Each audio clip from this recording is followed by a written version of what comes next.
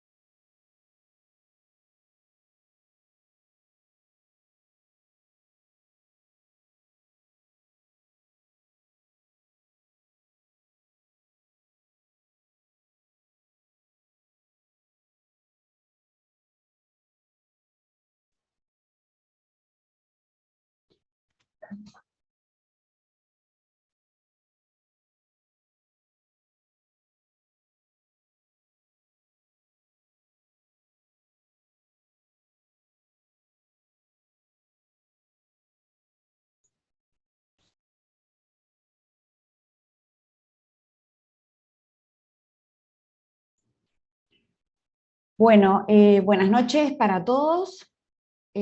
Mientras terminan de sumarse e incorporarse a la clase, eh, vamos a dar unos anuncios previos. Hoy es la segunda y última clase que vamos a dar sobre la Organización Internacional del Trabajo, la OIT, que se acuerdan que bueno, empezamos a estudiarla la clase pasada. Y en la clase el miércoles vamos a empezar con el tema fuentes de derecho del trabajo. Igual lo voy a repetir al final de la clase, pero bueno, vamos a aprovechar estos minutos para los que terminan de unirse.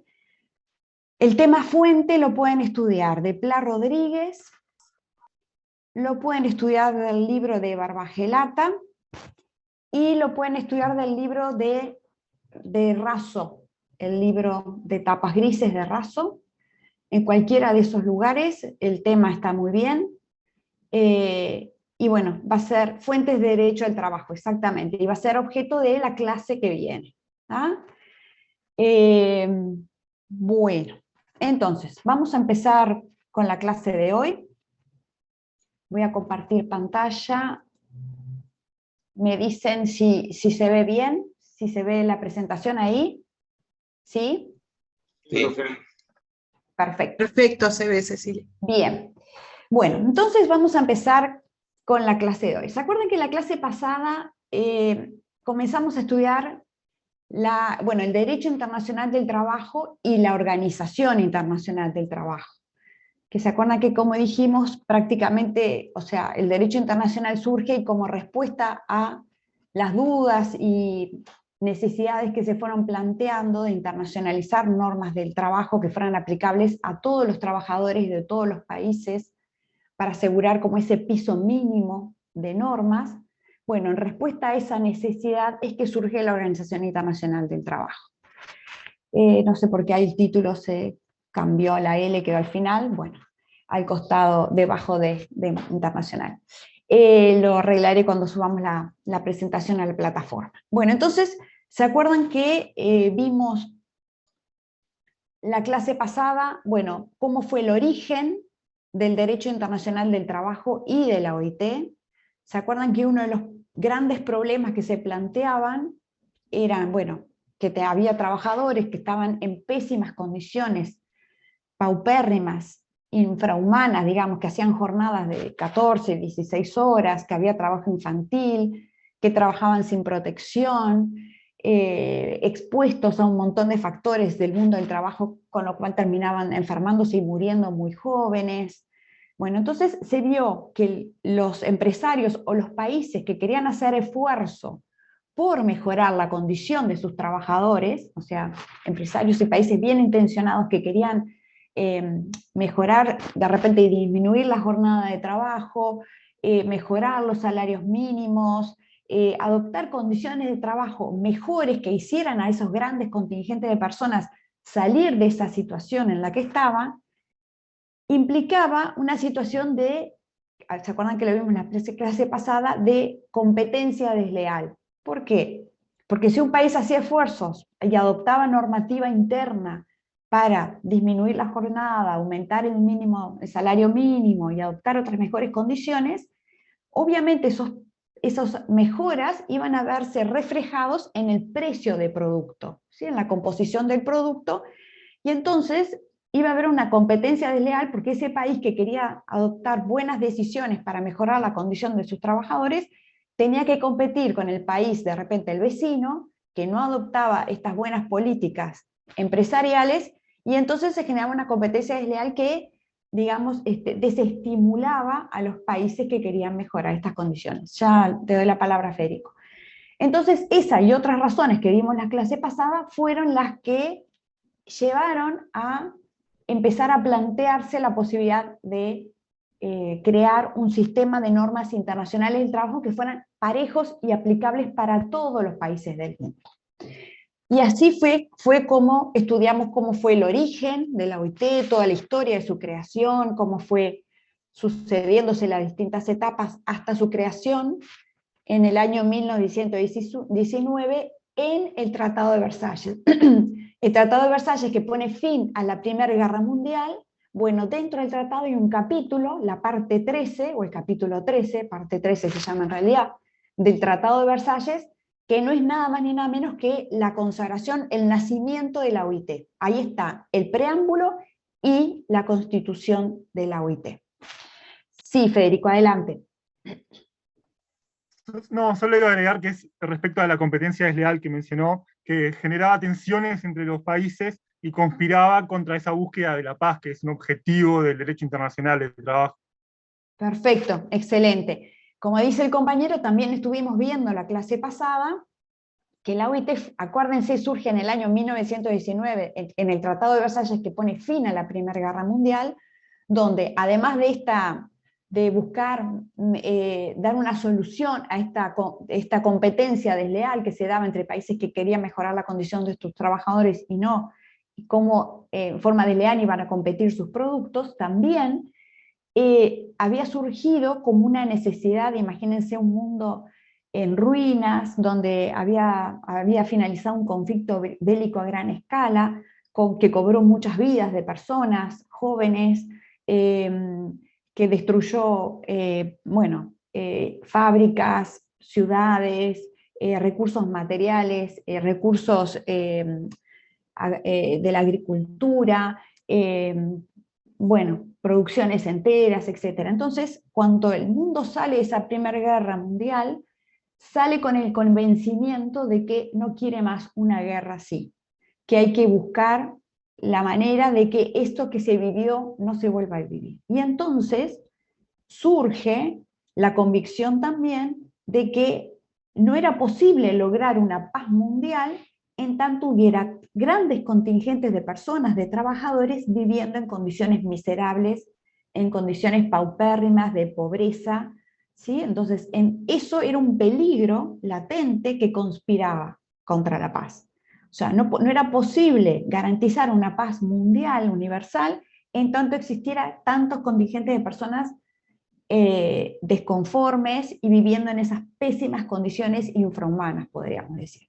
Entonces, como decía el compañero, exactamente, además de la competencia desleal, el genuino deseo de una paz mundial, un estado del alma, hablábamos en la clase pasada, que reinaba en aquel momento en el mundo, donde se buscaba por todas las maneras de evitar que una conflagración, una bélica de ese tenor y de esa gran escala volviera a suceder.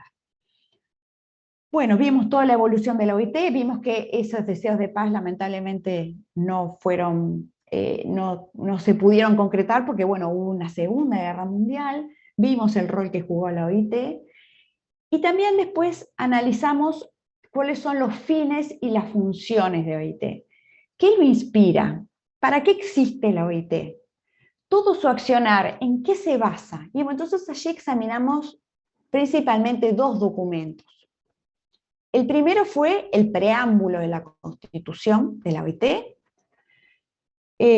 donde vimos que había 3 ideas fuerza, que bueno, ustedes las repasarán después, 3 ideas fuerzas de hondo contenido social, ¿sí? Contenido social y humanitario, digamos. Y el segundo documento es la Declaración de Filadelfia, que se acuerdan que vimos que se llama así porque esa fue una declaración firmada en la ciudad de Filadelfia, en Estados Unidos, en el año 1944, que esta declaración viene a hacer una actualización de los fines y funciones previstos en el preámbulo, y que los dos documentos forman lo que serían los fines y funciones de la OIT, que los analizamos, los estudiamos y hablamos sobre ellos. Vimos que eran, bueno, postulados muy importantes, de amplia vigencia. Hoy en día cualquiera de esos postulados están plenamente vigentes y podríamos decir lo mismo hoy. Y eso es, bueno, lo que inspira el accionar de la OIT. Y después terminamos la clase viendo la estructura, ¿sí? Cómo se compone la OIT, que vimos que tenía principalmente 3 órganos: la Conferencia General o Conferencia Internacional del Trabajo, lo pueden encontrar nombrado de cualquiera de las dos formas, que vimos que era como una especie de un gran poder legislativo, es un órgano deliberante, integrado por delegaciones de todos los países del mundo, pero que lo más especial es que son delegaciones tripartitas. Cada país concurre a la conferencia con una integración tripartita. Concurren delegados del gobierno, delegados de los trabajadores y delegados de los empleadores, ¿sí? Y todos los países envían su delegación a esa conferencia con esta composición. Y esta composición refleja el tripartismo, sobre lo cual estuvimos hablando bastante en la clase pasada, que permea y atraviesa toda la Organización Internacional del Trabajo, toda la OIT. ¿Y cuál es la ventaja? ¿Qué es lo rico de este tripartismo? Que sienta a dialogar en una mesa, en un gran foro internacional, a los 3 principales actores del mundo del trabajo. Las 3 fuerzas, digamos, que representan su papel, su rol en el mundo del trabajo. Y en ese gran parlamento, ese órgano deliberativo que es la Conferencia General o Conferencia Internacional del Trabajo, se sientan las 3 fuerzas del mundo del trabajo que muchas veces, y no nos engañemos, tienen posiciones contrapuestas, quieren cosas distintas, pero los sienta allí a dialogar y a buscar consensos, acuerdos para aprobar normas internacionales del trabajo, que es lo que vamos a ver en la clase de hoy, normas internacionales que rigen a todos los países miembros de la OIT, que como vimos en la clase pasada, son muchísimos, la mayoría de los países del mundo. Creo que el mundo tiene unos 200 y pocos países, y a la fecha, al día de hoy, son 187 los países miembros de la OIT. Habíamos hablado que estaban fuera de la OIT, algunos países africanos, algunos países del Oriente Medio, pero que después el resto de los países todos forman parte de la OIT. Entonces, este es uno de los órganos. El otro órgano que vimos fue el Consejo de Administración, que también tiene composición tripartita, y que lo que hacía era un órgano digamos, un consejo directivo, es donde se tomaban las decisiones, ¿sí? Se toman las decisiones, tenía muchas funciones, las vimos la clase pasada, pero la principal función de este Consejo de Administración era entender, o sea, resolver quejas y reclamaciones que se presentan ante los países que incumplen los convenios, que es lo que vamos a ver en la clase de hoy. Habíamos visto que este Consejo de Administración tiene como unos subcomisiones internas, o subgrupos, subcomisiones podríamos llamar, que es el Comité de Libertad Sindical, sobre el cual vamos a hablar hoy, y la Comisión de Expertos en la Aplicación de Convenios y Recomendaciones, también vamos a hablar hoy. Y el tercer órgano de la OIT es la Oficina Internacional del Trabajo, que vimos que era la única que no tenía integración tripartita, porque son los técnicos, los abogados, los economistas, los estadísticos, los sociólogos, ¿sí? Son los especialistas que son la secretaría técnica que lleva adelante todo lo que resuelven los otros dos órganos, ¿sí? Y como es una secretaría técnica, ¿se acuerdan que vimos que bueno, estaba integrado por técnicos? Pero por técnicos de todos los países del mundo. Se reflejan todas las visiones culturales, los distintos sistemas jurídicos, todos los funcionarios de la Oficina Internacional del Trabajo pertenecen a todos los países del mundo. Bueno, y con eso terminamos la clase pasada. Entonces, la clase de hoy vamos a ver dos temas. Vamos a ver, creo que hay alguien, bueno, ahí se silenció, no puedo bajar yo, bueno, cualquier cosa bajo y lo silencio. Bien, hoy vamos a hablar dos temas. Vamos a hablar del sistema de normas de la OIT y vamos a hablar del sistema de control de esas normas. Y son, fíjense, temas muy importantes. ¿Por qué? Porque acá vamos a ver cómo todos esos principios que hablamos en la clase pasada, todos esos buenos propósitos, todas esas fines y funciones, digamos, de hondo contenido social, democrático, con contenido de justicia social, vamos a ver cómo se pone en práctica con un sistema único en el mundo, tan único que otros organismos internacionales lo han copiado a la OIT o han sacado sus buenas ideas para intentar de implementarlos, pero ninguno ha logrado la eficacia que tiene la OIT. Entonces vamos a ver cómo logra la OIT, con sus normas, lograr eso que hablábamos al principio, ¿no? Ese fin o esa función de aplicar una política del trabajo, un piso mínimo que se aplique para todos los países. ¿Cómo lo logra? Bueno, entonces vamos a empezar a examinar estos temas. Si van teniendo dudas, consultas o hablo muy rápido, por favor me interrumpen y me avisan, que a veces puedo, sin darme cuenta, hablar apurado. Bien, entonces vamos a empezar con el primer tema, que es la actividad normativa, que es importantísimo y bien particular y único. ¿Por qué? Porque, bueno, como les estaba diciendo recién, para lograr esos fines y funciones que examinamos en la clase pasada, que estaban plasmadas en el preámbulo de la Constitución y en la Declaración de Filadelfia, no basta crear normas que sean normas internacionales que obliguen a los estados, y solo a los estados, ¿sí? Que obliguen a los estados como cuando firman tratados, digámoslo. Había necesidad de que esas normas encarnaran, por decirlo de alguna manera, tomaran cuerpo en el derecho interno de cada estado. Fíjense que las normas del derecho del trabajo son normas de derecho interno, ¿verdad? Que están aprobadas por las leyes de todos los países.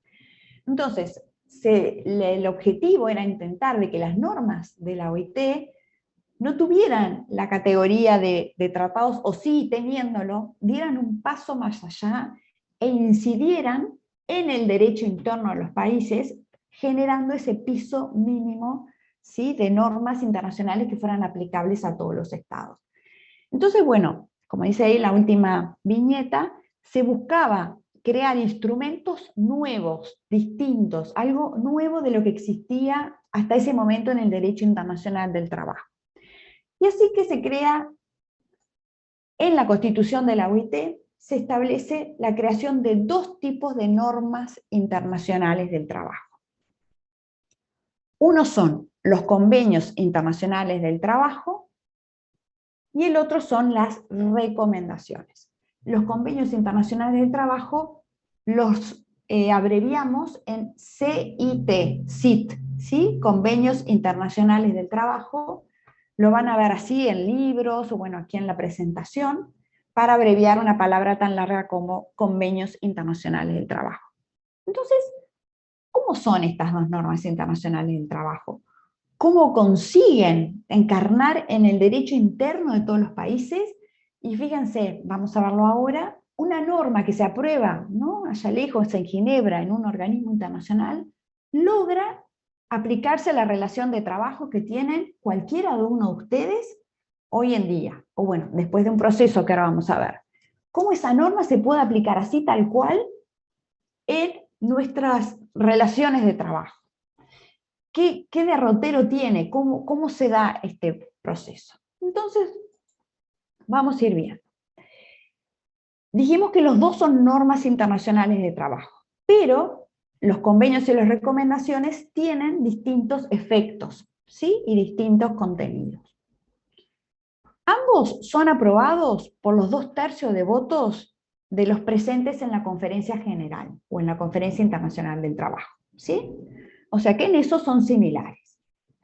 Pero los convenios internacionales del trabajo, una vez que son ratificados por las autoridades legislativas de cada uno de los países miembros de la OIT, comienzan a regir o comienzan a aplicarse en el derecho interno de cada país. Comienzan a regir, como dice allí, las relaciones internas de cada país.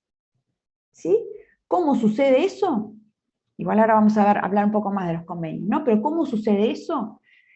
Todos los países que somos miembros de la OIT, y Uruguay por supuesto que lo es, cuando la Conferencia General adopta un convenio, nosotros por ser miembros tenemos la obligación de remitir ese convenio. El Poder Ejecutivo envía un mensaje, ¿sí?, un mensaje al Poder Legislativo con el convenio, y si el Poder Legislativo lo ratifica, es decir, a través de una ley aprueba, ratifica ese convenio está ratificado con un número de ley y se torna aplicable a lo largo y ancho del país, con su texto tal cual fue aprobado por la conferencia, de norte a sur y de este a oeste. Quiere decir que cualquier trabajador puede comparecer ante un tribunal, un juez, y reclamar la aplicación de ese convenio. ¿Sí? No es un tratado internacional que obliga al Estado.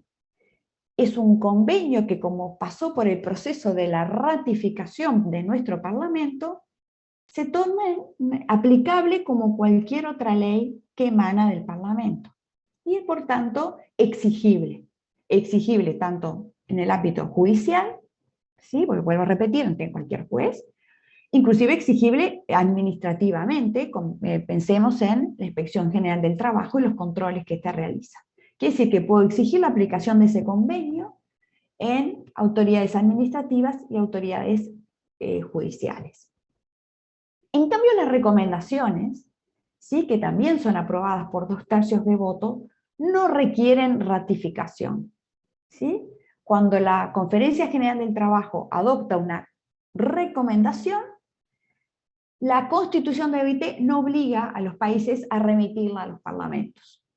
Entonces, si bien son comunicadas a los gobiernos, y vamos a ver ahora enseguida un poquito más cómo es que se llevan a la práctica, no adquieren esta fuerza de ley.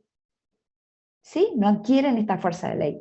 Son guías, son instrucciones muy importantes. Vamos a ver, ustedes en un par de clases van a trabajar sobre una recomendación que tomen en cuenta a los jueces, que tomen en cuenta, se puede tomar en cuenta como algo, digamos, como una guía útil, pero no tiene la fuerza o la obligatoriedad de un convenio ratificado. Entonces vamos a empezar a desarrollar un poco más, vamos a empezar por los convenios internacionales del trabajo, ¿sí? Por los convenios internacionales del trabajo que aprueba la OIT. ¿Cómo es este procedimiento que lleva adelante la OIT para aprobar, fíjese, un convenio? Qué difícil, ¿no? Un texto que sea como una cosa estándar, mínima, pero con fuerza, y que rige a países tan distintos como los países del mundo entero, como Rusia, como Uruguay, como, ¿no? Pensemos en países tan distintos en su ordenamiento, en sus principios, en sus filosofías, en sus religiones, en cómo está organizado, digamos, políticamente, y sin embargo, cómo se logra ese proceso para llegar a un texto que pueda ser sometido a ratificación de todos los países. Bueno, es un proceso largo. Ahí comienza a trabajar muy fuerte la Oficina Internacional del Trabajo, que va elaborando documentos, textos, hace cuestionarios que manda a los países, donde les hace preguntas sobre temas. Me acuerdo, yo les comentaba las primeras clases que yo trabajo en el Ministerio de Trabajo, y recuerdo ya por el año, bueno, sabemos que el último convenio que aprobó la OIT fue un convenio del año 2019, que es el convenio 190, así que al día de hoy la OIT tiene 190 convenios aprobados. Es un convenio muy importante sobre violencia y acoso en el trabajo, muy importante. Y bueno, yo recuerdo que allá en el año 2017 yo trabajo en la Inspección del Trabajo, nos envía la OIT a través del Ministerio un cuestionario muy completo preguntando en profundidad sobre expedientes y denuncias y investigaciones sobre acoso y violencia en el trabajo. Y allá en el 2017 no lo sabíamos, pero bueno, nos imaginábamos que estábamos en la etapa preparatoria a un posible nuevo convenio que por suerte se aprobó, que fue el convenio 190. Y ustedes no se pueden imaginar con qué nivel de detalle y de profundidad y de conocimiento, eran preguntas realmente muy bien pensadas, sobre que bueno, los países iban contestando, y con ese cúmulo de información ellos van sistematizando esa información y van depurándola y depurando hasta que llegan a un texto de documento o de convenio. Entonces, cuando llegan a un texto de documento o de convenio, que previamente, por supuesto, se discute en el Consejo de Administración, ¿se acuerdan que el Consejo de Administración es el que fija el orden del día de la conferencia? Se llega a la conclusión de que, bueno, que está madura la discusión de ese tema y que está pronto para elevar ese proyecto de convenio a la conferencia. Durante las sesiones de conferencia, que yo les conté, duran aproximadamente un mes, desde fines de mayo a fines de junio, se debate largamente en el convenio, y finalmente se aprueba. En general, cuando se remite un convenio a la conferencia, ya se sabe que reúne un número mínimo de países necesarios para que se pueda llegar a estos 2/3 y pueda ser aprobado. Y entonces, bueno, cuando el convenio se aprueba, surge la obligación, como dice allí en la primera viñeta, de todos los países que somos miembros de la OIT. Esta obligación surge de la Constitución de la OIT, la obligación de remitir ese convenio a la autoridad legislativa que cada país se haya dado, que existen tantas como, bueno, países existen, se aprueba por una cámara, se aprueba por dos, se aprueba como nosotros, bueno, cada país tiene su sistema legislativo, ¿sí? Y en este caso, la obligación de los estados es remitirlo. El Parlamento obviamente no tiene obligación de ratificar ese convenio, pero bueno, en general, si el mismo es adecuado, los parlamentos lo ratifican. Y una vez que lo ratifican, surgen dos obligaciones para el Estado, que también están establecidas en la Constitución de la OIT. La primera obligación es de hacer carne ese convenio, que pasa a regir como ley. Por tanto, los jueces, cuando dictan sus sentencias, fundan sus fallos en ese convenio ratificado por una ley nacional. La Inspección del Trabajo, cuando dicta sus resoluciones, se fundan estos convenios que tienen fuerza de ley en nuestro país y son, por tanto, normas totalmente aplicables a las relaciones de trabajo, a nosotros trabajadores, a algunos de ustedes, empresarios. Todos debemos cumplirlos, ¿sí? Una vez que está ratificado, como si fuera cualquier otro tipo de ley, cualquier ley emanada de nuestro Parlamento Nacional.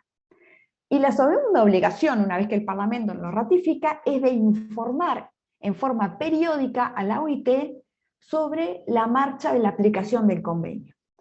¿Y cómo se hace esta información? Se presentan memorias anuales, que no son anuales porque, bueno, la OIT a lo largo de los años ha ido aprobando muchos convenios, le dije que el último fue el número 190. Entonces, estas memorias se presentan en forma bianual o cada 5 años, depende, según qué tipo de convenios. Bueno, el Consejo de Administración lo regula de esa manera.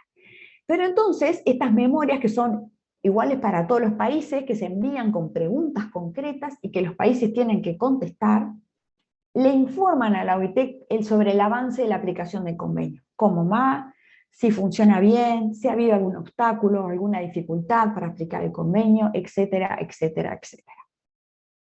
Bueno, como dice allí, los convenios en nuestro país son ratificados por el Parlamento y adquieren forma y fuerza de ley porque se ratifican a través de una ley del Parlamento.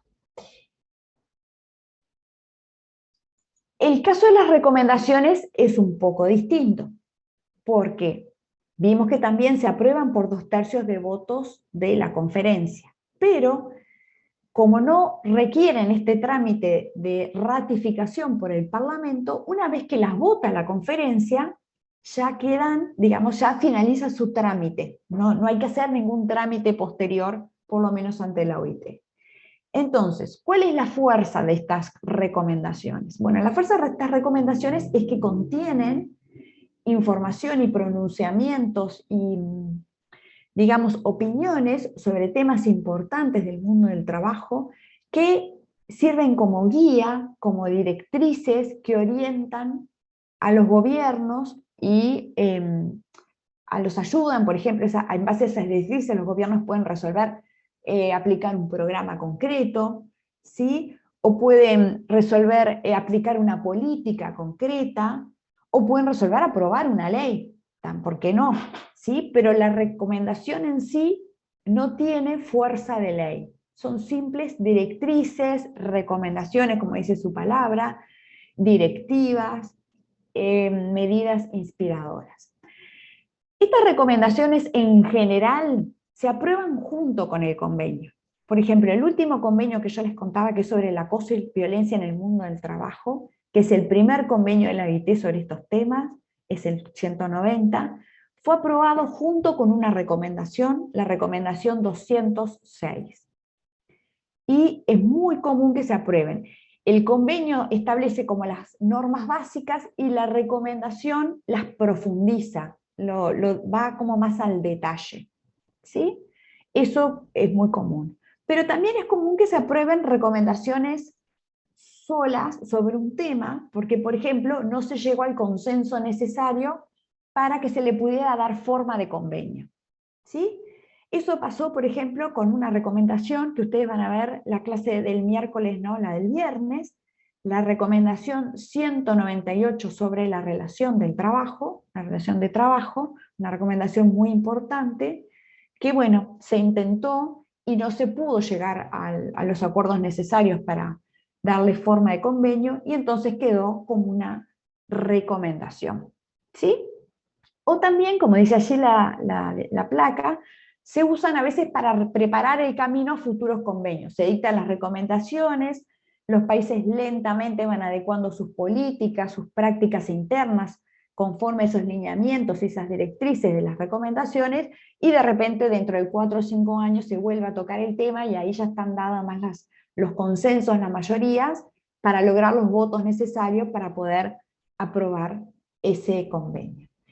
Entonces, bueno, como dice ahí, puse 2 columnas para marcar las diferencias. Los convenios sí o sí deben someterse a la autoridad legislativa, vuelvo a decir, no quiere decir que haya obligación del Parlamento de ratificarlo, sino que la obligación es de someterlo a la autoridad legislativa. En cambio, las recomendaciones no deben someterse a la autoridad legislativa, finaliza su proceso, digamos, cuando la conferencia las aprueba. Los convenios, una vez que están ratificados, se aplican directamente, tienen fuerza de ley en el país que sea. En cambio, en el caso de las recomendaciones, si un Estado las quiere aplicar, tiene que dictar un programa o una política, o aprobar especialmente una ley, conteniendo todos algunos de los puntos de esa recomendación, es decir, para aplicarla directamente tiene que tomar, digamos, alguna de estos caminos. Y finalmente, si un Estado ratifica un convenio, está obligado a cumplirlo, tiene obligación de aplicarlo y tiene obligación de someterse a este proceso de presentar memorias y, como vamos a ver en unos minutos más adelante, someterse al procedimiento como judicial de la OIT, que es el procedimiento de quejas y reclamaciones. En cambio, las recomendaciones, lo único que tienen que hacer los estados es informar en forma periódica sobre cómo va el avance de la legislación del país o de las prácticas del país en torno a los puntos de estas recomendaciones, pero no tiene que someterse a los procedimientos de quejas y recomendaciones. Igual eso es punto de, digamos, el tema que vamos a ver a continuación. También, y finalizando esta parte del sistema normativo de la OIT, si bien la conferencia dicta estas dos normas internacionales del trabajo, y le decimos normas porque tienen contenido de normas, ¿sí? Tienen contenido como las leyes, ¿verdad? Dictan disposiciones que tienen su estructura prontas para cumplirse, para llevarse a cabo. Esto lo vamos a ver, lo van a entender mejor a lo largo del curso, porque vamos a trabajar con varias recomendaciones y varios convenios internacionales, y van a leer su texto, sí. Pero bueno, si bien estas las dos normas internacionales son los convenios y las recomendaciones, también la OIT adopta otros tipos de instrumentos que no tienen este formato de normas, pero que, digamos, adquieren también la condición de instrumentos internacionales. Uno de ellos son las declaraciones. Una de estas declaraciones la estuvimos analizando o estudiando en la clase pasada, que es la Declaración de Filadelfia, ¿sí? Que son más bien declaraciones donde se habla sobre, bueno, en la Declaración de Filadelfia, por ejemplo, usémosla de ejemplo, se hablaba sobre los fines y las funciones de la OIT, o se habla sobre temas globales, de paz social, de justicia social, digamos, de principios y derechos fundamentales del trabajo. Bueno, se han dictado múltiples declaraciones. Otro tipo también de instrumento que emana de la OIT son las resoluciones, que son las resoluciones, por ejemplo, del Consejo de Administración. Vamos a ver también las resoluciones, los dictámenes del Comité de Libertad Sindical, ahora lo vamos a ver enseguida. Y también se pueden dictar protocolos, ¿sí? Pero ninguno de estos tres son normas internacionales del trabajo. Son instrumentos internacionales cuyo contenido, bueno, varía según cada uno de estos, pero no tienen la fuerza, digamos, y el contenido normativo, imperativo, que tienen los convenios y las recomendaciones. Bien, ¿alguna duda, consulta, comentario hasta acá? Bueno, seguimos entonces. Entonces acabamos de ver el sistema normativo, ¿sí? Las normas de la OIT, que como vimos son unas normas muy especiales, sobre todo los convenios, ¿sí? Porque por el proceso de su aprobación y después la ratificación a la interna de cada uno de los países a través de sus órganos legislativos, adquieren fuerza de ley en el territorio nacional de cada uno de estos países. Pero estas normas, como cualquier norma de cualquier país, para que no sea una norma muy bonita, escrita en blanco y negro en un papel, pero que después en los hechos no se aplique, requieren su correspondiente sistema de control. Lamentablemente las normas requieren de un sistema de control porque muchas veces voluntariamente las personas no son afín a cumplirlas, ¿sí? Y además, para imponer su aplicación es necesario que exista un sistema de control y de sanción. Ahora vamos a ver que no tanto de sanción, pero bueno, digamos de sanción, para quien incumple estas normas. Ello le da fuerza, le da validez a estas normas internacionales del trabajo. Entonces, ¿cuál es el sistema de control de la OIT? ¿Cómo se hace para controlar y verificar que estas normas internacionales del trabajo se están cumpliendo. ¿Se acuerdan que cuando vimos la clase pasada, uno de los obstáculos que se veía para internacionalizar el derecho del trabajo era que esas normas internacionales, ¿quién iba a controlar su cumplimiento? ¿No? Era uno de los obstáculos que manifestaban quienes, bueno, manifestaban o expresaban las dificultades que podrían haber a la hora de tratar de internacionalizar este derecho del trabajo. Bueno, entonces, este sistema de control que tiene la OIT, como dice allí, protege tanto a los trabajadores, como a los gobiernos, como a los empleadores de los países que incumplen con las obligaciones establecidas en los convenios internacionales del trabajo. Es decir, lo que hace este sistema de control es, bueno, una vez que están las normas internacionales del trabajo, hace lo que hablaba hoy Federico, ¿no? O sea, protege al país que es buen cumplidor y que protege a sus trabajadores y adopta esas normas, digamos, adecuadas para esos trabajadores, con beneficios para los trabajadores, lo protege del país vecino, por ejemplo, que no lo está cumpliendo. ¿Sí? Si Uruguay adopta un convenio internacional, nuestro Parlamento lo ratifica, Uruguay lo aprueba, ¿sí? Un convenio que implica mejoras, por ejemplo, en la jornada de trabajo, en las condiciones de trabajo, en la forma de pago de los salarios, mejoras de cualquier tipo. Y el país vecino no lo aplica, Uruguay se vería en desventaja, porque Uruguay está haciendo un esfuerzo por mejorar las condiciones de sus trabajadores cumpliendo esta norma internacional, y eso claramente tiene un reflejo en la conformación de sus precios, pero cuando sale a competir al mundo, al mercado externo, hay un país de vecino que, como no aplica ese convenio, tiene unos productos con menores precios y conspira contra mis buenas intenciones de aplicar estos convenios y mejorar las condiciones de los trabajadores.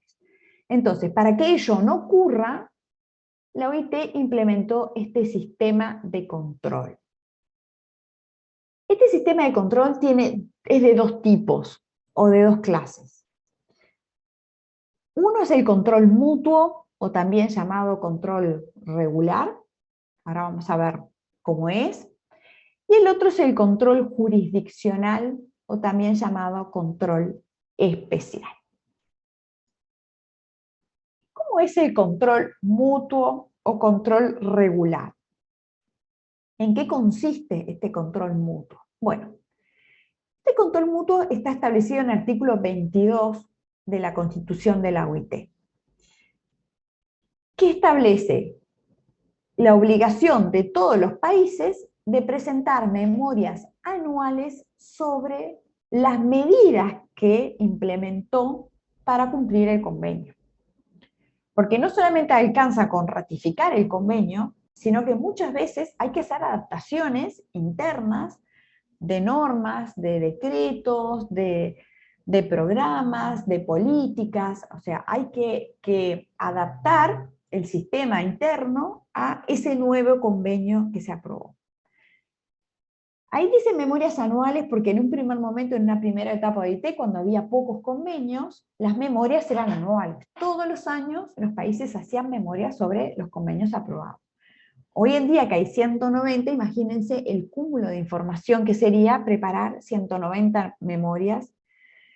Entonces, lo que se hace es, todos los años el Consejo de Administración selecciona algunos convenios sobre los cuales los países deben presentar estas memorias. Y también tienen que presentar los países información sobre los convenios no ratificados y las recomendaciones. ¿Por qué? Bueno, explicando a la OIT, porque nosotros, todos los países, en tanto miembros de la OIT, tienen, digamos, la aspiración o deben tender a ratificar la mayor cantidad de convenios posibles. Entonces, bueno, debemos explicar, este convenio no lo ratificamos y por qué no lo ratificamos. Si es por un tema a veces son temas culturales, a veces son temas climáticos, de organización de la producción. Hay muchos motivos por los cuales un país puede no aprobar un convenio. O estamos encaminados a aprobarlo, pero todavía no estamos pronto porque nos falta acomodar algo, ajustar alguna cuestión. Entonces, bueno, también se deben presentar estos informes explicando los convenios que aún no se han ratificado, por qué no se han ratificado. Y lo mismo, informes también sobre las recomendaciones, si se aplican, si no se aplican, etcétera, ¿no? Pero, sobre todo las memorias, ¿sí?, que son sobre los convenios que el país ratificó, ingresan al estudio de una comisión especial, que hablamos la clase pasada, que es una comisión designada por el Consejo de Administración, que tiene un nombre larguísimo. Es la Comisión de Expertos en la Aplicación de Convenios y Recomendaciones. ¿Y qué es esta Comisión de Expertos en la Aplicación de Convenios y Recomendaciones? Bueno, es un grupo de aproximadamente 20 juristas, dice aproximado porque como no está establecido en la Constitución, no tiene un número fijo, que resolvió crear el Consejo de Administración en determinado momento de la evolución, cuando el cúmulo de memorias era tan impresionante que no los podía examinar el propio Consejo de Administración por sí. Entonces resuelve crear una comisión especial que es esta. Y está integrado justamente por expertos, expertos en Derecho Internacional y expertos en Derecho del Trabajo. ¿Sí? Son expertos, generalmente son jueces, magistrados, de tribunales de apelaciones y de Supremas Cortes de Justicia de los países, son doctrinos de los países, son especialistas en materia de derecho del trabajo, son profesores de las universidades, ¿sí? Son juristas de reconocida versación en temas vinculados al derecho del trabajo y al derecho internacional. Y esta comisión es una de las pocas, junto con la oficina, que como ven no tiene integración tripartita, porque justamente está integrado por especialistas. Bueno, estos 20 especialistas son nombrados por el Consejo de Administración, y su función principal es examinar estas memorias anuales que presentan los países sobre cumplimiento de convenios y recomendaciones. Examina todo ese cúmulo de información que presentan los países y prepara un informe que lo eleva a la conferencia general del año siguiente. La conferencia general, en su seno, en el seno de esta conferencia general integrada por estas delegaciones tripartitas, designa una comisión de trabajo cuya única finalidad va a ser examinar este informe que preparó la comisión de expertos ya te doy la mano Federico, en la aplicación de convenios y recomendaciones. Examina este informe y selecciona los 20 casos más graves. Y estos 20 casos, esta lista de 20 casos más graves se le llama la lista negra, no sé si lo habrán escuchado hablar, la lista negra de la OIT, que son los casos de vulneraciones más, importantes, donde se examinan estos casos e inclusive citan a los países a presentar sus descargos, los citan a los países en su composición tripartita, ¿sí? Deben presentarse los gobiernos, trabajadores y empleadores, y presentar sus explicaciones. Sí, Federico, adelante. Sí, solo agregar que esta comisión de aplicación de normas sí es tripartita, a diferencia de la comisión. Exactamente, muchas gracias, Federico. ¿Sí? La comisión de expertos vimos que eran juristas de reconocida, especialización, pero esta comisión de aplicación de normas, que es como una subcomisión, funciona todo el mes que funciona la conferencia, esta sí tiene integración tripartita, como muy bien dice Federico, ¿no? Bueno, nuestro país estuvo citado por esta comisión de aplicación de normas, porque bueno, fue incluido en uno de estos informes anuales de la comisión de expertos. Ustedes saben que los empleadores, la Cámara de Industrias y la Cámara de Comercio de nuestro país, presentaron una queja ante la Organización Internacional del Trabajo, sobre todo vinculado a la ley de negociación colectiva, que vamos a estudiar unas clases más adelante, la ley 18.566, Y bueno, y esta queja llegó y bueno, nuestro país debió comparecer y bueno, y dar sus descargos y presentar sus descargos. La queja aún está en trámite porque esta ley de negociación colectiva aún no ha sido modificada, y bueno, Uruguay fue observado por este tema.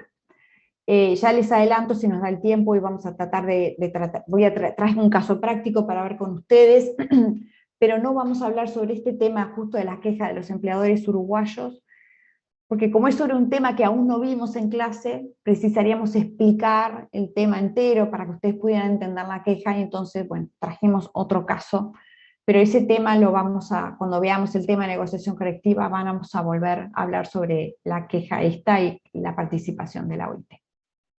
Bueno, y vimos el control mutuo, ¿verdad? O control regular, y vimos que había una segunda forma de control, que es el control jurisdiccional o especial. ¿Sí? Y este control jurisdiccional, que es como una especie de jurisdiccional, ¿no? de juez, de juzgado, porque vamos a ver que tiene una especie de comparendo, lo vamos a ver ahora, se ejerce a través de dos mecanismos, que son bastante parecidos entre sí, con unas pequeñas modificaciones: la reclamación y la queja. Entonces vamos a examinar uno por uno. Vamos a empezar con la reclamación.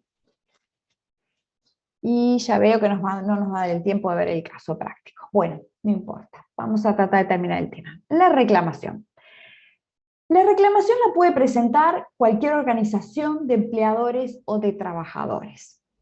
¿Sí? Dice la Constitución de la OIT que cualquier organización, puede ser una organización chiquita, pequeña, o puede ser una organización muy grande. No hay un requisito mínimo en número de afiliados, no hay un requisito mínimo en cuanto a si es una organización local, nacional o internacional. ¿Sí? Puede ser el sindicato de trabajadores de CONAPROLE, que creo que hay una queja uruguaya hace muchísimo tiempo sobre el sindicato de trabajadores de CONAPROLE. O sea, puede ser el sindicato de trabajadores de una empresa. En general, cuando son organizaciones locales o nacionales, pero de un país, se presentan, comparecen asistidas o acompañadas de una organización internacional que las acompaña por ejemplo, de trabajadores o de empleadores. Esta queja que recién les mencioné de los empleadores uruguayos a la ley de negociación colectiva nuestra, se presentaron la Cámara de Industrias y la Cámara Nacional de Comercio y Servicios, asistidos por la Cámara Internacional de Empleadores, ¿sí? Que los acompañaba. El único requisito es que esta, digamos, organización de empleadores y trabajadores tiene que tener un interés en la reclamación, o sea, el punto objeto de reclamación debe afectarlo de alguna manera directamente, ¿sí? Y no se pide, y esto es a diferencia de otros organismos internacionales, que se pide que se agote la vía recursiva interna, que se agote, por ejemplo, todos los trámites en los recursos administrativos o el trámite ante los juzgados uruguayos. La OIT no requiere esto, ¿sí? O sea que se puede presentar directamente sin haber iniciado la vía recursiva nacional, o haberse presentado una reclamación o un recurso a nivel nacional. Y lo importante es que se presenta contra un Estado que ratificó un convenio y no lo está cumpliendo, ¿sí? Como veíamos, Uruguay aplica este convenio, hace los zapatos, pero si los trabajadores que hacen los zapatos trabajan 8 horas máximo, y bueno, eso implica un costo para el empleador, y en el país vecino, ¿sí? Se fabrican estos zapatos sin aplicar el convenio, entonces no se aplica esa limitación de la jornada del convenio. Los trabajadores trabajan 16 horas por día y sacan un zapato mucho más barato. Entonces, ¿sí? Los empleadores o trabajadores, bueno, en el caso de los países, vamos a ver que ahora es más la queja, pero bueno, digo, esa es un poco la idea, ¿sí? Se presenta contra el Estado que no está cumpliendo. O contra el Estado, el propio Estado nacional, ¿sí? Se presentan las organizaciones de empleadores o trabajadores reclamando contra el Estado, el mismo, donde ellos, digamos, están ejerciendo su actividad, indicando que este Estado no está cumpliendo un convenio ratificado. Esta reclamación es analizada por el Consejo de Administración, se le da vista y oportunidad al Consejo para que presente sus descargos, y si los mismos no se consideran, si los mismos, perdón, se consideran satisfactorios, el gobierno explica por qué no lo cumple y para el Consejo de Administración está ok, se cierra el caso. En el caso que estos descargos del gobierno no se consideren satisfactorios o que no se respondan, el Consejo de Administración puede realizar unas recomendaciones, que en este caso las realiza un pronunciamiento, y el caso se cierra con una publicación. Y ustedes me dirán, profesora, pero no pasa más nada. Se cierra nomás con una publicación y así nomás. Se cierra. ¡Qué bárbaro! ¿No? O sea, los países podrían incumplir y en realidad no hay ninguna sanción.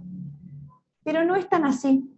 Porque esta publicación, como dice allí, que aunque a primera vista puede parecer algo anodino, en realidad genera importantes perjuicios para los estados. Porque las empresas, los inversores, cuando van a invertir capital en un estado, examinan cuál es el grado de cumplimiento de los países del derecho, de las normas, si hay garantías, si se respetan, ¿no?, los tratados, si hay respeto por las normas, por el ordenamiento interno, por el ordenamiento internacional. Y entonces, un país que fue incluido en una de estas publicaciones, ¿sí?, a la hora, como dice ahí, de captar inversiones o comercializar sus productos. Yo quiero comercializar mis productos, pero mis zapatos que fueron hechos por una fábrica que no tengo limitación de la jornada y que mis trabajadores trabajan 16 o 20 horas por día en condiciones pésimas, y yo no voy a importar, no voy a comprar esos productos, ¿sí? Las empresas pueden resolver, pensemos en estas multinacionales de vestimenta, pues ya que estamos hablando de los zapatos, dicen, no, yo a este proveedor no le compro, ¿sí? Entonces, si bien parece que esta publicación es algo anodino o tonto, en realidad no es, y tiene consecuencias. Adelante, sí, Matías.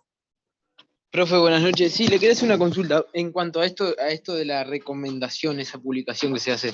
Pero pensándolo desde el punto de vista del inversionista, digamos, la empresa.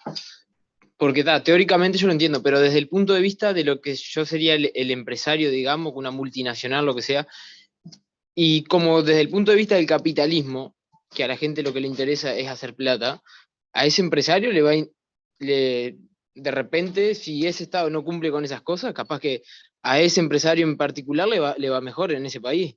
Porque de repente, no sé, lo veo de ese lado, capaz que me estoy equivocando, pero quiero que usted me saque esa duda. Claro, no, Digo, esa empresa en vez de contratar de repente 30 empleados, va a contratar 15 y de repente saca más ganancia que si contratara a los 30. No sé si me hago entender, por ese lado voy. sí, pero no es tan así. No es tan así porque las empresas integran, por supuesto, cámaras y... Hay dos personas más, ya les doy la palabra. Integran organizaciones, ¿verdad? Organizaciones donde la compra de estos productos, digamos, puede ser sancionada, pero además al país que no controla y que no está aplicando ese convenio, no se olviden que la reclamación es contra los países que no las están cumpliendo, ¿no? El país que no está cumpliendo, de repente puede no ser admitido en vieron que están los tratados del Pacífico, los tratados, bueno, hay muchos tratados internacionales, tratados de comercio que permiten baja de aranceles entre países para la comercialización de sus productos. Bueno, los países que están en estas publicaciones, que es el OIT, y en los que no se cumplen, no se respetan estos convenios, muchas veces no se los permite ingresar a estos tratados internacionales o son desafectados de los mismos. Muchas veces las empresas precisan búsqueda de financiación a través de bancos, bueno, Banco Mundial y otros bancos que ustedes conocen, el BID, por ejemplo, Banco Interamericano de Desarrollo, etcétera, etcétera, donde estos bancos prestan dinero a empresas, digamos, a países en los que se respetan estos derechos. Y lo mismo bancos a nivel privado que financian empresas y capitales. Entonces, no es gratuito para nada el estar incluido en estas publicaciones o en estos listados. Ahí va, profe, genial. Me amplió el rango de conocimiento en ese tema, así que me aclaró una duda importante. Muchas Muy gracias. bien. Y María Cristina, adelante. Sí, buenas noches. No, yo solo quería complementar que hoy en día existe un movimiento muy grande de denuncia social de las condiciones de trabajo, sobre todo en la industria de la ropa, lo que se llama ropa rápida, moda rápida. Sí. Entonces, también eso pesa sobre la marca, porque hay muchos influencers o personas que tienen mucha visibilidad que dicen no le compres a fulano porque tiene a la gente trabajando en condiciones prácticamente de esclavitud muchas veces. Entonces, hay un tema también, digamos, social que se está valorando mucho, que no, de repente no es una sanción de un Estado, pero sí también debe de pesar sobre las marcas, me imagino. Totalmente, totalmente. Inclusive, sí, totalmente pesa sobre las marcas, por supuesto, se busca el origen, se busca que sean países donde se respeten las normas. Bueno, todos conocemos algunas marcas donde esto hace unos años no pasaba, donde había situaciones de trabajo infantil o de trata o de explotación, vinculadas, bueno, a alguna marca de ropa deportiva, y bueno, por suerte esto se ha ido revirtiendo y además el consumidor se procura que sea un consumidor informado y que pueda elegir qué marcas comprar y qué marcas no, o entre dos marcas de similar valor, elegir las marcas, digamos, que le ofrecen garantías en cuanto al respeto de las normas. Sí, adelante, Yamila. Que también, completando la idea de Cristina, es que también se ve cuánto impacto hay en el medio ambiente en las marcas. Y si hay un compromiso, por ejemplo, Coca-Cola hace años largó de que cada gota que usaba para usar refresco la retornaba limpia a la industria, a la naturaleza. Otras campañas donde te dicen, bueno, no, muchísimas campañas, y se fijan muchísimo en eso también. Ya hay una conciencia mayor a eso. Y lo que decía el compañero, creo que lo que atraviesa es siempre la honestidad y la ética, estés en el lado que estés, ya seas empleador o empleado. Eso es fundamental, siempre cuando hablamos de trabajo, ¿no? Y el conocimiento de nuestras normas sobre todo. Exactamente, exactamente, como dice Yamila, bueno, las industrias forestales, las papeleras, tantos árboles cortan, tantos árboles plantan, y así otras. Bien, y bueno, entonces eso era la reclamación. Ahora vamos a pasar a la segunda modalidad, que es la queja, que es parecida, tiene algunas diferencias.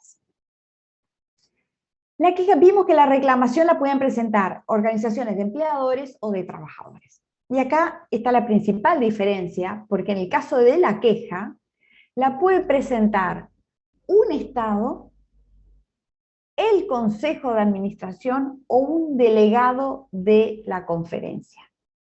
¿Sí? O sea, aquí ya no intervienen las organizaciones de trabajadores o empleadores, sino que aquí es el propio Estado, un Estado el que puede presentarla, o el Consejo de Administración, o un delegado de la conferencia. Yo repasando para la clase de hoy, solamente existe un caso en la OIT que un Estado hubiera presentado quejas, en realidad no, en general no presentan, y quejas presentadas por el Consejo de Administración o por delegados de la conferencia son muy pocos, o sea que las quejas, este tipo de quejas, ahora vamos a ver después un subtipo de quejas, ¿sí? Pero este tipo de quejas se ha usado poco. Pero bueno, vamos a estudiarla. Se presentan, igual que en el caso anterior, cuando un Estado que ratificó un convenio, no se olviden, siempre es necesario que ese Estado haya ratificado, porque ahí es cuando asume la obligación de cumplirlo, y ahí es cuando se le puede reclamar si no lo cumple, ¿no? En este caso, ratificó un convenio, pero no está adoptando medidas para su cumplimiento. La queja, igual que en el caso de la reclamación, es analizado por el Consejo de Administración, se le da posibilidad, se escucha al Estado para que presente sus descargos, si los considera suficientes, los cierra, igual lo publica. Si considera que no es suficiente, la explicación designa una comisión de encuesta, que en realidad es una comisión de expertos que se traslada al país, se instala en el país, es una especie de misión de estudio, y se instala 2 o 3 meses para hacer una investigación profunda y hacer un informe con recomendaciones de cómo salir adelante del problema, ayudando al país, proponiéndole posibles alternativas de cómo solucionar el problema. En este caso, bueno, a los países se les da vista de ese informe, los países involucrados tienen, como dice allí, 3 meses para decir si aceptan estas recomendaciones de la comisión de encuesta o no las aceptan. Y en caso de no aceptarlas, el litigio se puede someter a la Corte Internacional de Justicia, quien podrá confirmar, modificar o anular las recomendaciones de la comisión de encuesta. Como les decía, la queja ha sido, este tipo de queja, no la que vamos a estudiar a continuación, ha sido muy poco utilizada, pero bueno, allí está el trámite y está la posibilidad de hacerlo. Y ahora, lamentablemente, usamos los últimos minutos de clase. ¿Sí? ¿Hay alguien que quería decir algo? No. Para plantear un tipo especial de queja, que es la queja por violación de la libertad sindical. Que esta sí ha sido sumamente utilizada.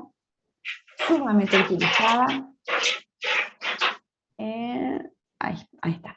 Que ha sido sumamente utilizada, que esta fue la queja que se utilizó en el caso uruguayo.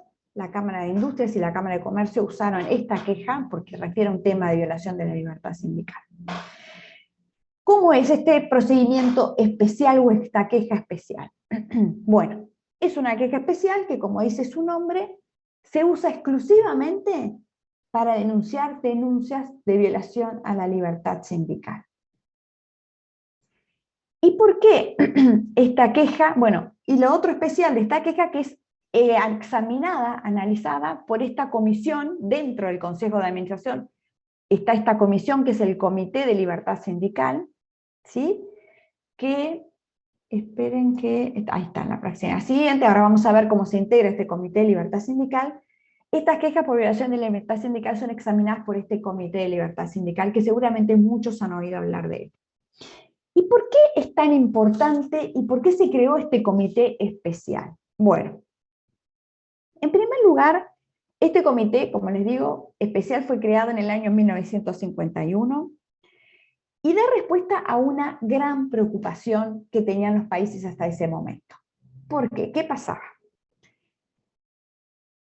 Fíjense, la OIT, un organismo tripartito, conformado por gobiernos, empleadores y trabajadores, ¿sí? Se llegó a la convicción de que era muy importante la defensa del principio de la libertad sindical en este organismo tripartito, donde la legitimidad de la OIT estaba basada en estas organizaciones de trabajadores y empleadores, ¿sí?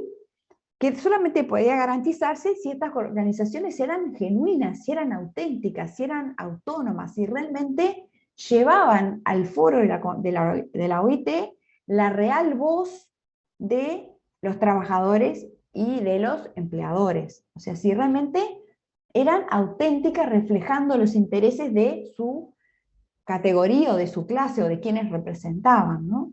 Entonces se empezó a ver en la OIT que violaciones a la libertad sindical podían llegar a ocasionar que llegaran al foro de la OIT organizaciones de empleadores o de trabajadores influidas, por ejemplo, por los gobiernos, ¿no? Que es los casos más comunes que se dan.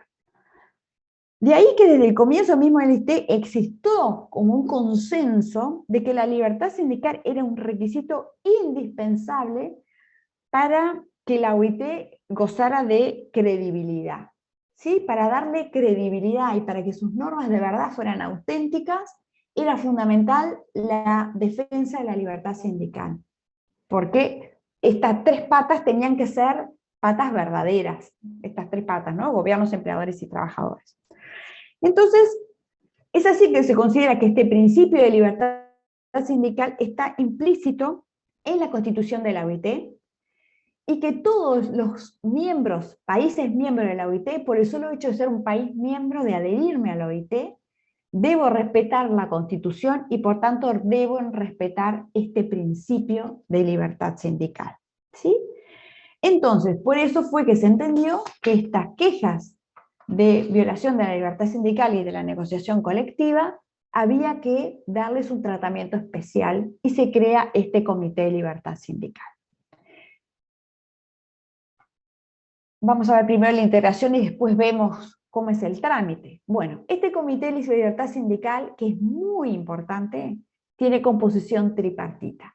Está integrado por 9 miembros, bien tripartito es, porque son 3 que representan al sector gubernamental, 3 que representan al sector trabajador y 3 que representan al sector de los empleadores, que son miembros de los 56 que integran el Consejo de Administración. O sea, de los 56 que integran el Consejo de Administración, hay 9 que se eligen para que exclusivamente trabajen durante ese periodo en el Comité de Libertad Sindical. Y lo preside un 10º miembro, que no integra el Consejo de Administración, ¿sí? Que es una figura, como dice allí, internacionalmente respetada en el ámbito del derecho del trabajo y del derecho internacional. ¿Sí? Es alguien muy respetado que preside este comité. Bueno, como dice su nombre, es un comité exclusivamente que se dedica a examinar las violaciones y las denuncias de los convenios sobre libertad sindical, que la OIT son el 87 y el 98, que nosotros los vamos a estudiar en clase. Si bien puede adoptar sus decisiones por mayoría, las adopta siempre por unanimidad, lo cual da un peso muy fuerte, muy importante a las decisiones del comité. Y por la profundidad, por la manera como estudian los casos, cómo los examina, ¿sí? La profundidad de sus dictámenes, como dice allí, ha creado verdadera jurisprudencia. Los jueces y los tribunales de apelaciones del trabajo en Uruguay, la Suprema Corte de Justicia, cuando van a examinar una denuncia de violación sindical, de libertad sindical aquí en Uruguay, de cualquier índole, consultan los dictámenes del Comité de Libertad Sindical.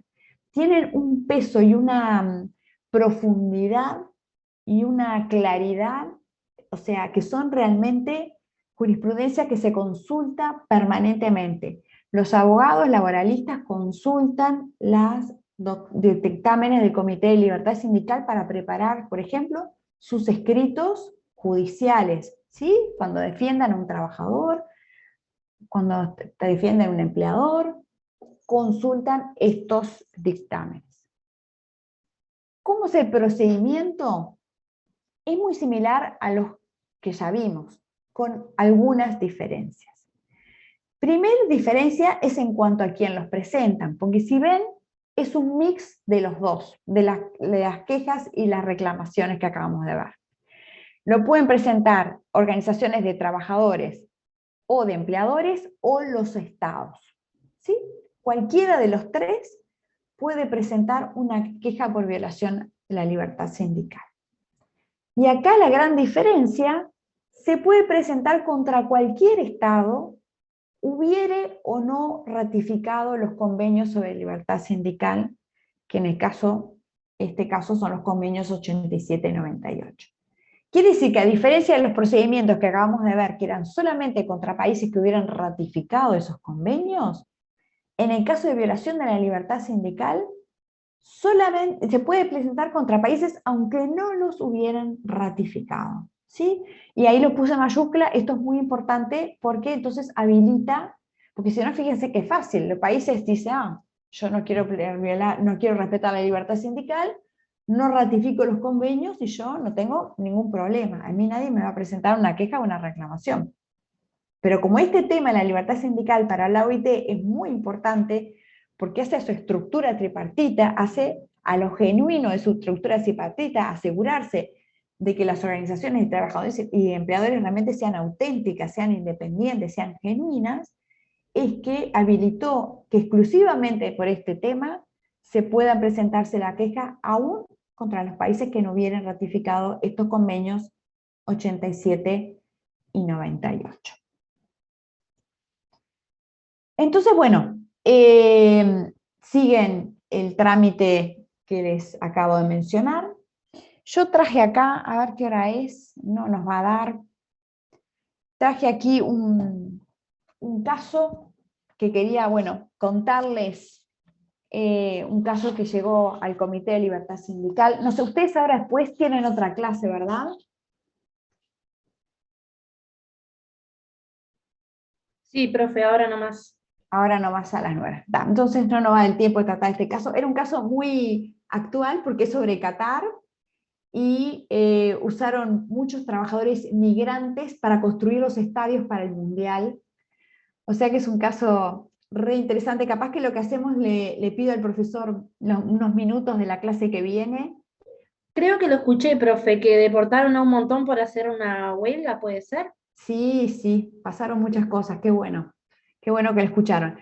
Lo que hacemos es que yo le pido al profesor tal vez un minutito de los principios de la clase próxima, así les cuento este caso y les cuento cómo lo resolvió el Comité de Libertad Sindical, bueno, este caso de los trabajadores migrantes de Qatar. Bueno, entonces, bien, no sé si hay alguna duda o consulta o algo que quieran comentar. Cuando Todo claro, profe. Sí, ahí está. Bueno, ahí van poniendo sí, ejemplos. Bueno, me alegro que esté claro. Sí, la PPT la mando al profesor Castelo para que él la suba a la... Van a encontrar en la plataforma la que usé el año pasado, pero las cambio todos los años, así que esta le agregué más cosas. Se las mando al profesor Castelo. Y le pido permiso para contarles el caso este de Qatar, si puedo en la clase que viene. Sí, Federico, adelante. Y profe, una duda bien concreta. Además del principio de libertad sindical, de los derechos fundamentales de los trabajadores, también se aplica a los estados hayan ratificado o no los otros principios, ¿no? O sea, los otros convenios, el de trabajo forzoso, igualdad y trabajo infantil. Bien. No sé si me expliqué bien. Te explicaste perfecto. Esas... A ver, cuando dimos, ¿se acuerdan la clase pasada que vimos, hicimos como la evolución histórica de la OIT y vimos varias declaraciones que se aprobaron? Vimos la declaración de Filadelfia, vimos otra declaración que no la estudiamos en clase porque lamentablemente vieron que el tiempo es tirano y se nos van tenemos que pasar a otros temas. Una declaración del año 1998 que es la declaración sobre los principios y derechos fundamentales del trabajo, que es esta declaración que dice Federico. Esa declaración se aplica y no se aplica a todos los países por igual. Se aplica a todos los países en cuanto a la obligación de presentar memorias, hayan o no ratificado los convenios. ¿Qué hizo la OIT? Dijo, bueno, tengo 190 convenios, pero hay 5 derechos, porque el año pasado se modificó, antes eran 4 derechos, ahora son 5 derechos que tienen 2 convenios cada uno, es decir, hay 10 convenios que para mí son fundamentales, que hacen a la esencia del trabajador como ser humano y como persona humana. Que decía Federico, no al trabajo forzoso, no al trabajo infantil, libertad sindical, no discriminación en el empleo, y el año pasado se amplió a la salud y seguridad en el trabajo. ¿Sí? Entonces son estos 5 derechos fundamentales, pero que hay obligación de presentar, es decir, se aplican a los países hayan o no ratificado lo que es el control mutuo, es decir, la obligación de presentar las memorias. ¿Sí? Pero no en cuanto al control jurisdiccional, que es esta parte de las quejas, las reclamaciones. ¿Se entiende? En las quejas y reclamaciones la única excepción es la libertad sindical. No sé si me expliqué, Federico, perdón. Es un poco complicado. Sí, perfecto, gracias, profesor. ¿Sí? Bien. Bueno, entonces, dejamos la clase por acá, y si veo, yo le pregunto al profesor Castelo si no nos atrasamos mucho, los cuento lo de Qatar, y si no, capaz que después, en la diapositiva está el número de caso, de repente podemos hacer un resumen, o ustedes lo pueden buscar en la página de la OIT. Bueno, nos vemos el miércoles, buena semana para todos. Buenas noches a todos. Muchas gracias. Gracias, profes. Chao, gracias. Chao.